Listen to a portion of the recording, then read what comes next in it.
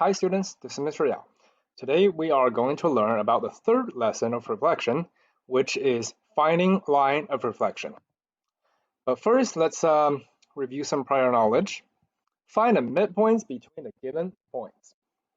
There are some quite visual ways to find these, so let's go over that first.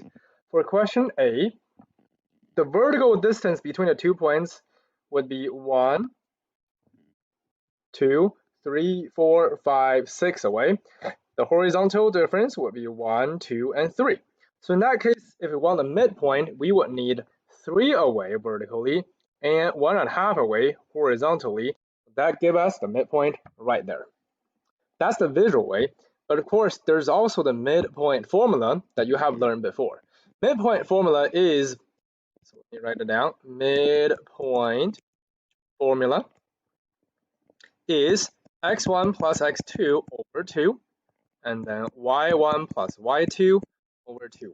So basically, we are averaging the x coordinates for the 2 points and averaging the y coordinates for the 2 points. And that would give us the midpoint right there.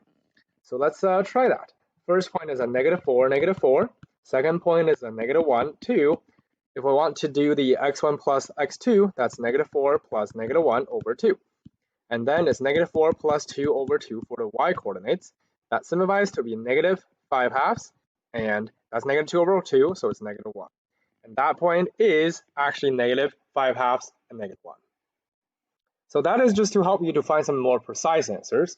But for this lesson's purpose, most of the time we should be able to just do it the visual way. So 1, 2, 3, 4, 5, 6, 7, 8. That's 8 vertical away and 2 horizontal away. So we just need half of that.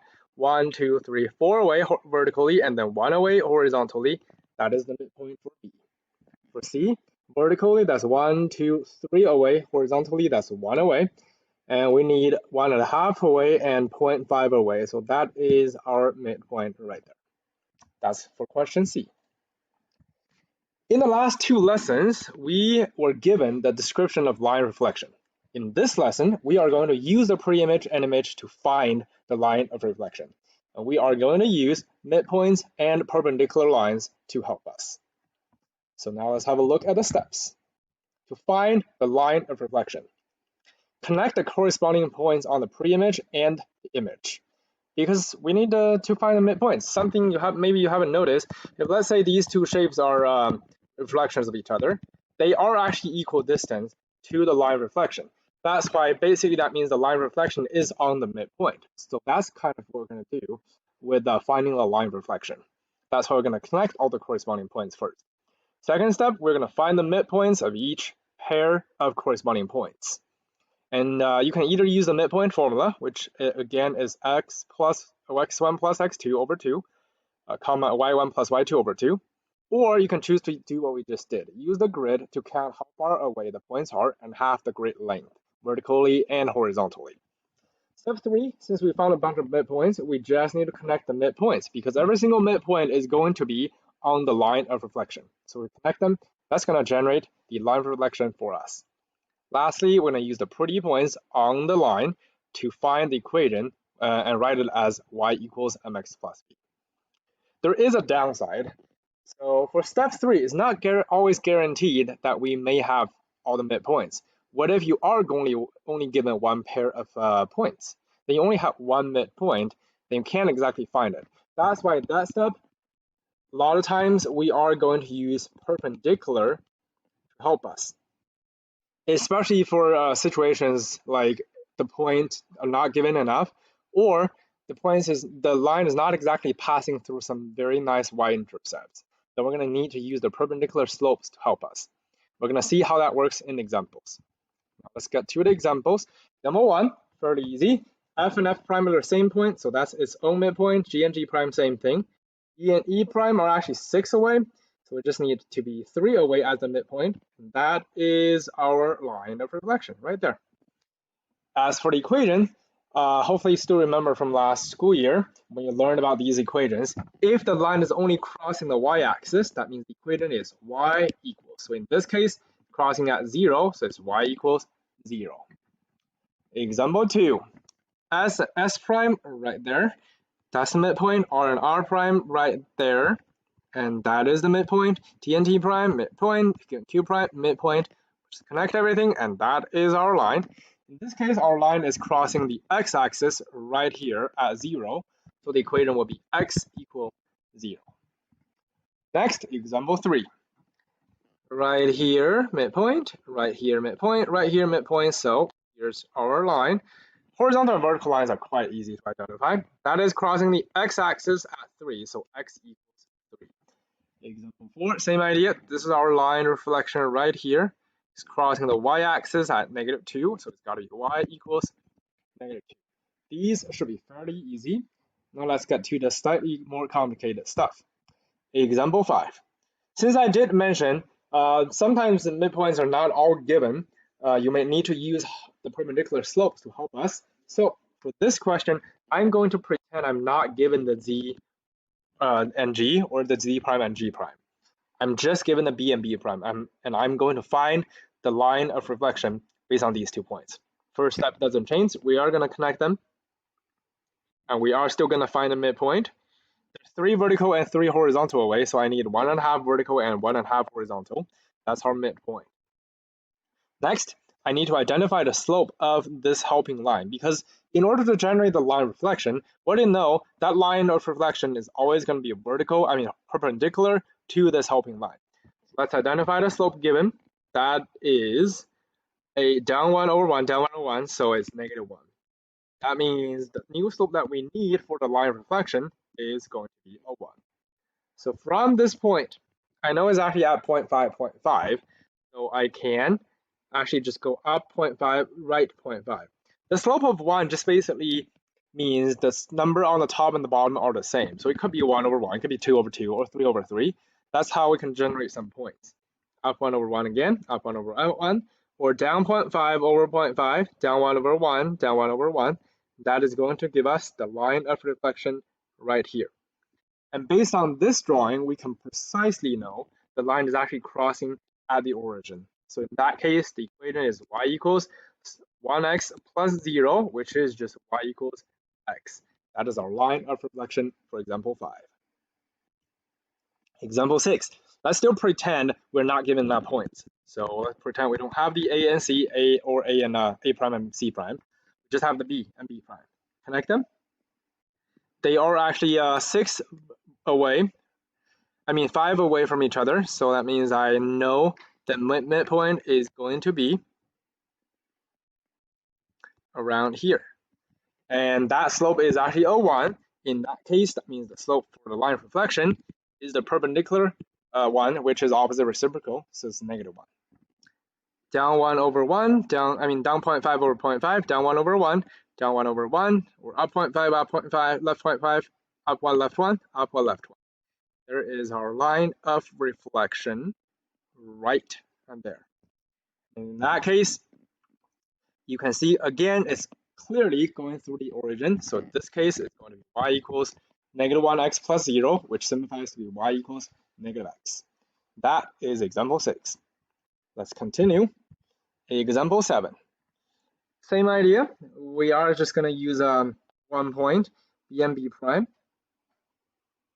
And in this case, there's 3 away from each other again. So here's the point. That slope is a -1. So we need the opposite reciprocal, which is a positive 1. So up 0.5 over 0.5, up 1 over 1, up 1 over 1, or same idea, generating some more points. That will give us our line reflection right there, which is y equals x, because it's crossing at the origin again. That is example 7. Example 8. Now things are going to be slightly different. So first, if you look at g and g prime, well, that's not quite useful, because the midpoint is going to be the exact same point for both shapes, and we can't exactly find a slope. So we can choose to use either h and h prime or f and f prime. I'm just going to use f and f prime, because that is right here. And in that case, the g is our midpoint. So let's find the slope for that. From f to g, that's down 3 over 2.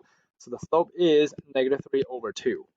In that case, the slope that I need for the line of reflection is going to be 2/3, opposite reciprocal.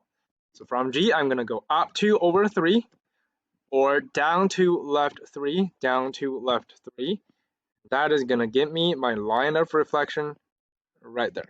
The problem is, could you actually tell where it's crossing the y-axis?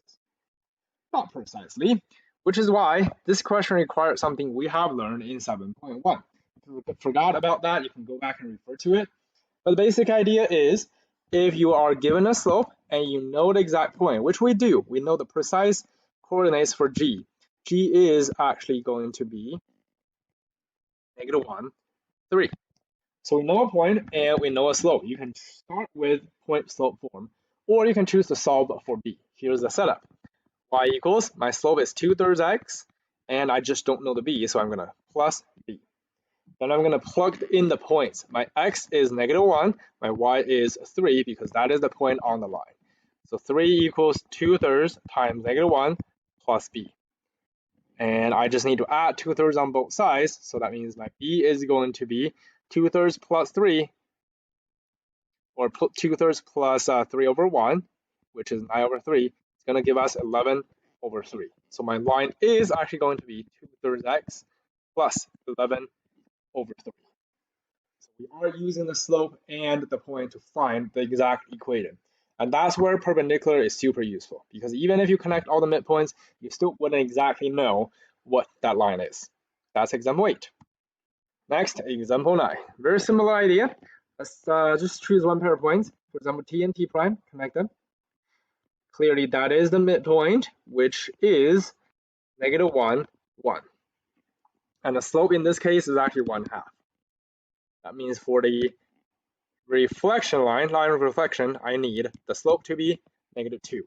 So down 2 over 1, down 2 over 1, down 2 over 1, up to left 1, up to left 1. This is about where the line is going to be.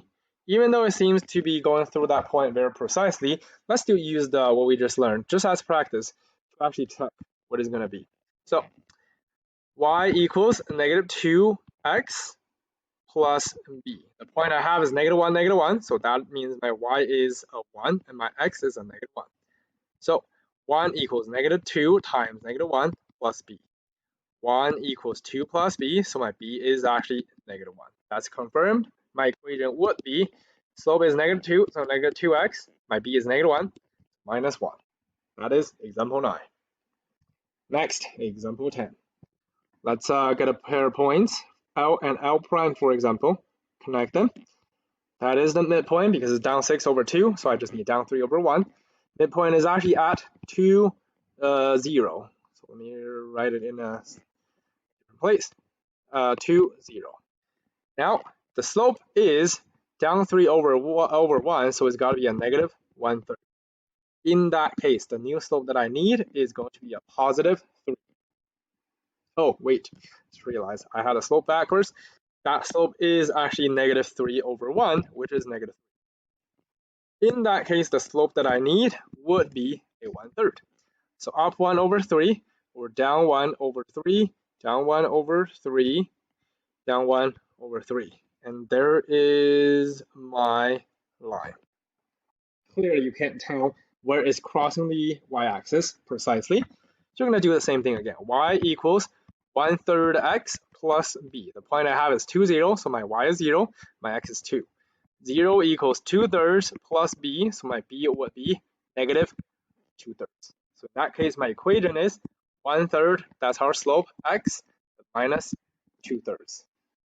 That is example 10. So things got a bit more complicated to find the line reflection, especially when we try to find the precise equation for it. But shouldn't be too bad. It is using what we have learned with perpendicular slopes and finding the y-intercept. So that concludes the third lesson for reflection. Thank you.